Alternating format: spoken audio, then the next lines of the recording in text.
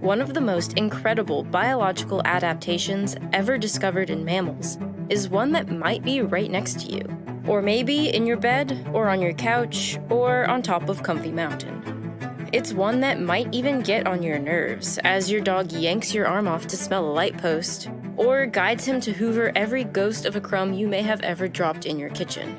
A dog's sense of smell is estimated to be 10,000 to 100,000 times better than our own. This means that dogs can detect some odors in parts per trillion. To put this into a simple analogy of taste, we humans can detect if our coffee has a teaspoon of sugar added to it. A dog could detect a teaspoon of sugar in 1,000,000 gallons of water, or 2 Olympic-sized swimming pools worth. It's impossible to even imagine what the experience of smell is like for a dog. When we notice a smell, it's because something is particularly good or particularly bad. We may notice the smell of freshly baked bread in the air or the potent dumpster we're walking by. But if you take a smell survey right now, you would likely report that you don't really smell anything, that your environment is odorless. But that couldn't be farther from the truth. Every place, object, animal, and person in this world is constantly giving off an explosion of odor. And to a dog, these odors convey a suite of rich, layered, and complex information. Dogs don't experience a sidewalk as simply a sidewalk. To them, it's the smell of concrete, of all the foliage nearby, of decaying acorns and the dead frog up ahead. It's the smell of every recent footfall, of every other dog's recent visit, and complex scent trails of the direction that they went. And time is in those details. A dog can tell when another dog marked that light post, how recently someone walked by with a bag of treats, and how far along in the decaying process that frog is. But a dog's smelling abilities go so much beyond snack detecting. It's an ability that could one day save your life. Dogs are employed to track missing people through the woods, find people buried under feet of snow, and detect dangerous explosives. And now, dogs are even being used to detect human disease. Sometimes diseases that should be undetectable. Diseases that we have never figured out how to spot ourselves until it's too late. How do dogs smell the world so much better than we do? And how can we train them to detect something as invisible and intangible as disease? Smell is the oldest of all the senses, or at least a rudimentary version of it is. Before sight, hearing, or even touch, organisms evolved to respond to the chemicals around them. Even the most simple of bacteria can follow a chemical scent trail.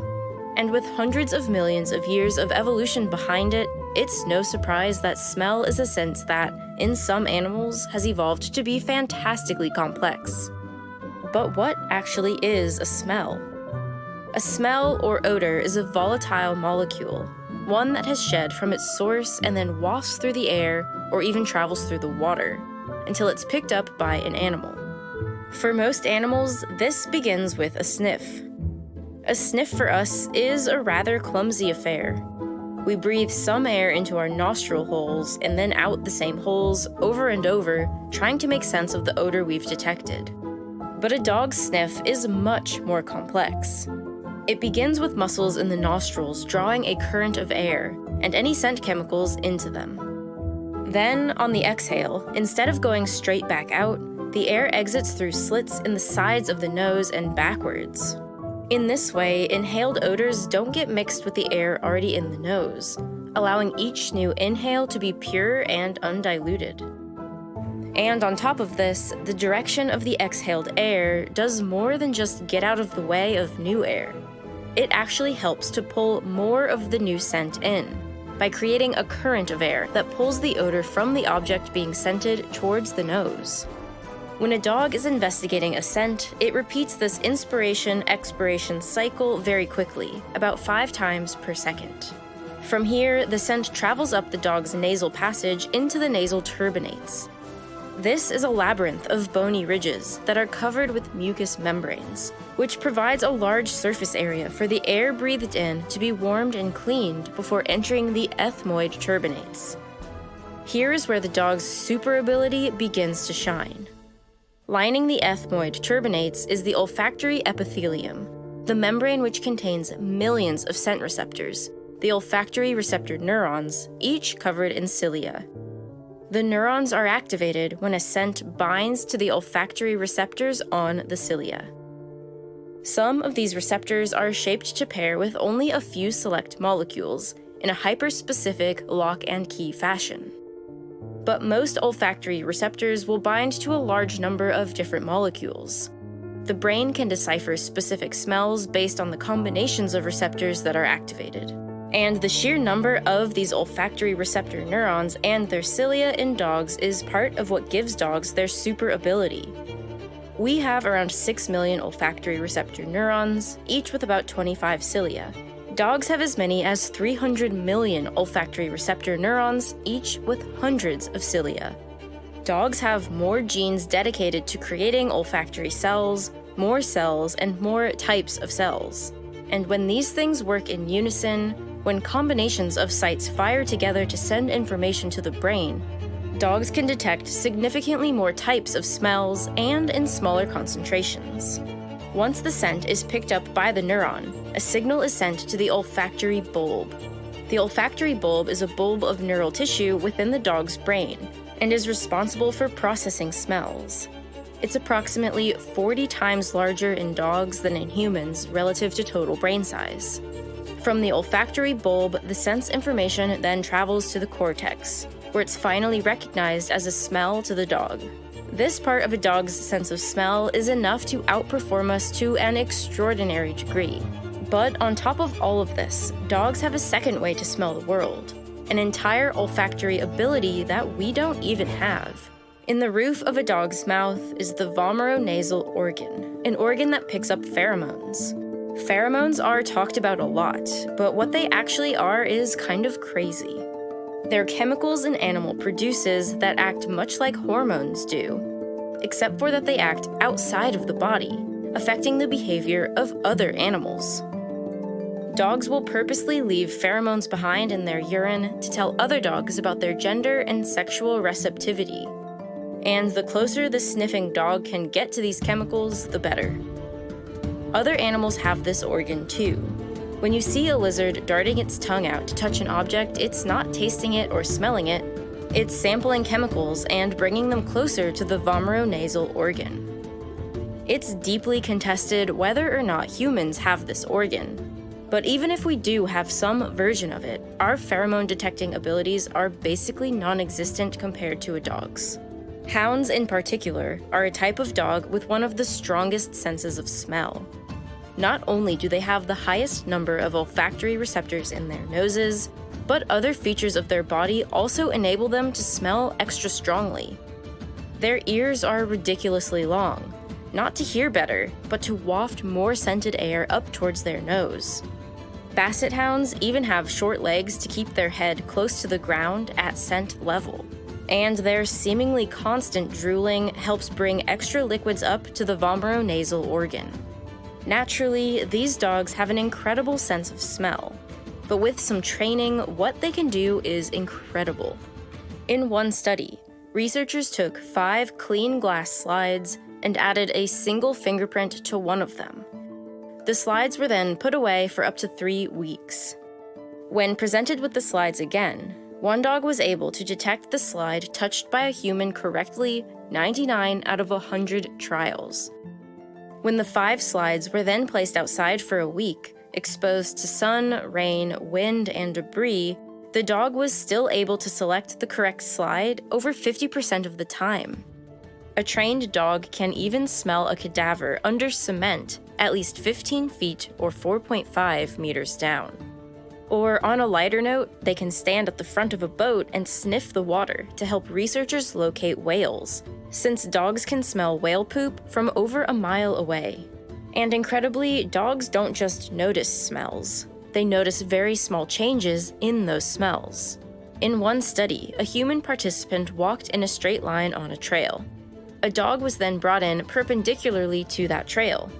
The dog could, of course, smell that someone had recently walked by, but they could also smell the direction the person was traveling, in as few as 5 steps.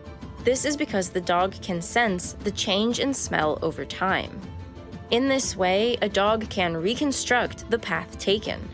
And dogs can smell things even more intangible than steps. They've been shown to be the earliest, most accurate disease detectors that researchers have ever seen, even better than the best current lab tests. When looking for cancer in a human patient, doctors can test for a lot of different things in the body that indicate cancer might be present. Things like tumor markers such as calcitonin for thyroid cancer or prostate-specific antigen for prostate cancer, immunoglobulins circulating the blood when cancer is present, and even tumor cells themselves or their genetic material circulating the body. These tests can help detect some cancers early, but certain cancers, like lung cancer, don't show up in its early stages in any of these tests. In fact, there's not a single blood test available that can accurately detect lung cancer. It's usually only found once it's spread wildly throughout the body, which is a huge contributing reason that lung cancer is the most common type of cancer death in the Western world. So researchers put a sniffer dog to the test to see if it could detect some indicator of lung cancer that we can't. The experiment began when a golden retriever was conditioned through classical conditioning. The dog was presented with lung cancer samples and control samples, and a correct indication of a lung cancer sample was rewarded with food. This process took around 1 year. Then, 42 lung cancer patients with tumors in various stages, along with healthy controls, provided urine and breath samples. And with a combination of these samples, the dog correctly detected 40 out of 41 cancer samples, a success rate of 97.6%. For a cancer that can normally only be detected with a CT scan, this is incredible. Other studies have found that dogs can also detect other cancers with similar accuracy, such as bladder or breast cancer, along with other diseases like diabetes, COVID-19, malaria, and Parkinson's disease. And every once in a while during one of these studies, something strange happens. Sometimes a dog will keep misidentifying a member of the control group as being positive for the disease, even though that person had been selected specifically because a hospital test confirmed them to be disease-free. Researchers marked these as false positives. This kept happening for one patient in a bladder cancer study, so the person decided to have more testing done. And sure enough, a few months later, a hospital test found the disease at a very early stage. Disease-detecting dogs are now being used to provide early screening for firefighters in California who are at high risk of developing cancer due to the toxins they're exposed to in their line of work. And once the FDA figures out how to regulate animal-based diagnostics, this could be a part of regular healthcare for everyone. So when the dogs detect cancer, what compound are they actually smelling? The answer is we don't exactly know. A person's breath in a test tube or urine in a cup contains millions of volatile organic compounds. We've never been able to distill ourselves which compounds, or a combination of compounds, a dog is picking up on when it detects a disease.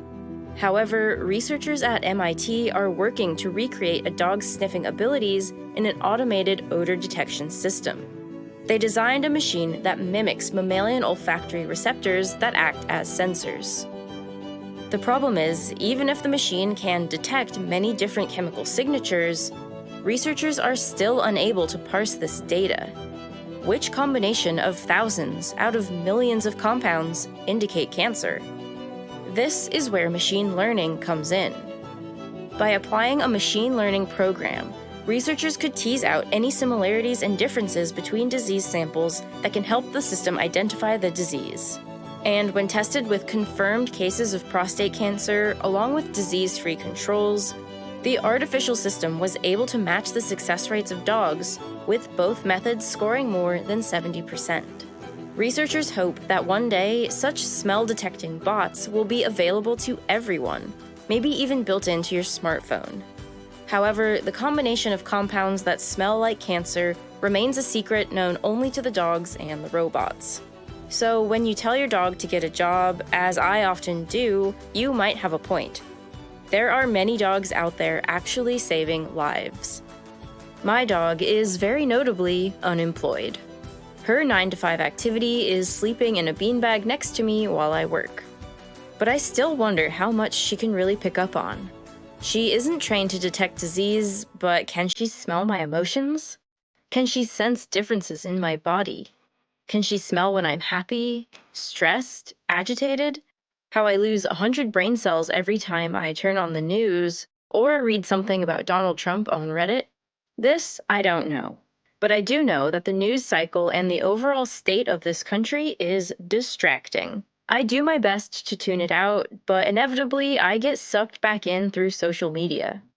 It's a tricky balance between staying informed and ending up doom scrolling and wasting time while also feeling like crap.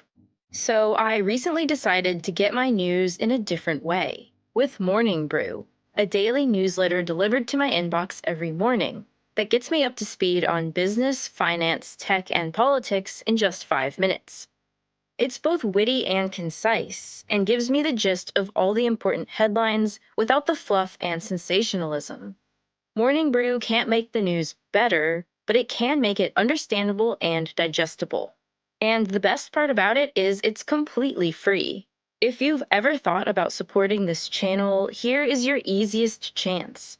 All it takes is 15 seconds and an email address. Signing up is the best way to support us, so thank you to anyone who has.